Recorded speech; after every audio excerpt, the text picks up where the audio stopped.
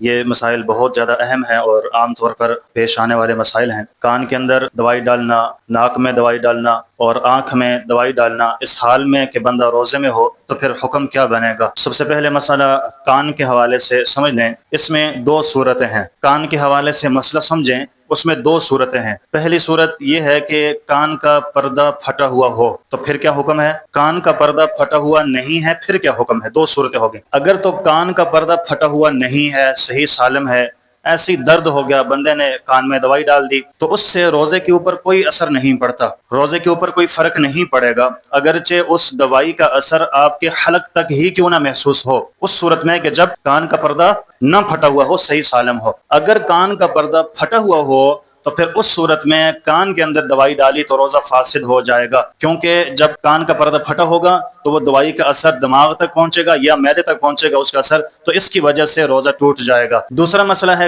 ناک کے حوالے سے۔ اس کے اندر بھی دو صورتیں ہیں۔ پہلی صورت تو یہ ہے کہ ناک میں اگر کوئی بندہ دوائی ڈالتا ہے تو وہ پیچھے نرم ہڈی تک یا حلق تک اس کا اثر نہیں پہنچتا، سامنے ہی رہتا ہے، تو پھر اس سے روزہ نہیں ٹوٹتا۔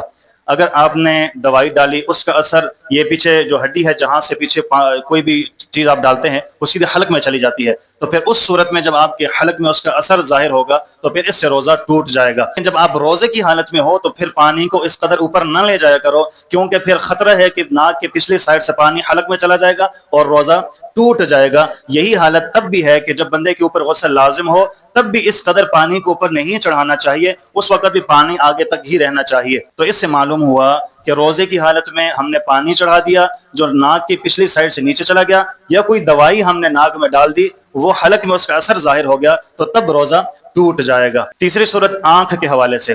آنکھ میں بندہ قطرے ڈالے بیماری کی حالت میں اور اس کا اثر چاہے آپ کے حلق میں ظاہر ہو، اثر حلق میں محسوس ہو یا نہ ہو، دونوں صورتوں میں بندے کا روزہ نہیں ٹوٹتا۔ آنکھ میں آپ دوائی ڈالیں، حلق تک اثر ظاہر ہو تب بھی نہیں ٹوٹے گا، حلق میں اثر ظاہر نہ ہو تب بھی آنکھ میں دوا ڈالنے سے روزہ نہیں ٹوٹتا ہے۔ تو یہ تین چیزیں ہو گئیں۔ سب سے پہلے کان کے حوالے سے مسئلہ میں نے بتایا۔ کان میں کتنی صورتیں بنی تھی؟ دو صورتیں بنی تھی۔ پردہ پھٹا ہو تو پھر کیا ہوگا؟